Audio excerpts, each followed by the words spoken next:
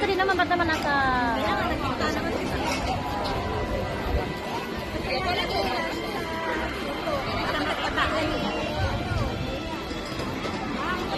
Ayun, kita rin naman siya. Ayun. Guys, wave at the camera.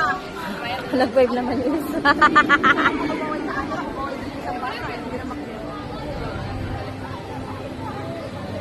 Johan!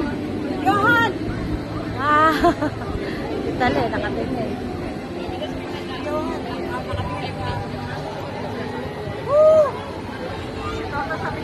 Mas mahirap pag nasa labas ka eh. Kasi mas ano yung hangin. Oo. Makakatakot kaya yung nasa labas. Kaya nga. Malakas talaga yan, sumigaw.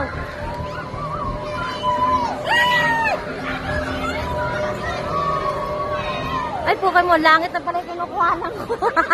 Kamay mo, nandun saan eh. Wala, langit na nga yung kinukuhanan ko eh. Nahanap ko sila eh, pagtingin ko wala na. Ako lang nahihilo eh. Masaya kasi ako dahil si Natalie, yan lang ang madalas na sinasakyan. So, oo, kahit hanggang matapos na siya dyan.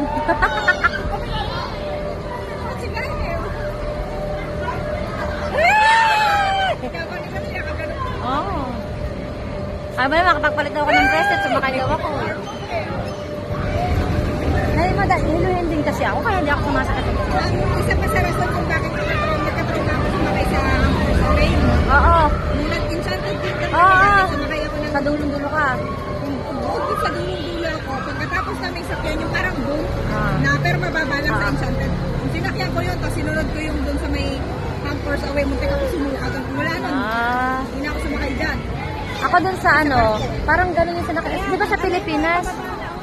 Yung sa Pilipinas na roller coaster sa Enchanted yun. Tinride ko yun. First time ko tinride yun. Ah, puto, kung nakabaliktad ka na, feeling mo ba nakabaliktad ka talaga na wala kang kakapitan, tapos umuuga yung ano, sakit ang konto ko. Oo, nadala ako mag ano, kaya ganyan. Alam ko, eh, ang liit ko, di ba? Siyempre masakit pagka maliit ka. Alam ako walang ginawa si Bob sa van kundi kumain.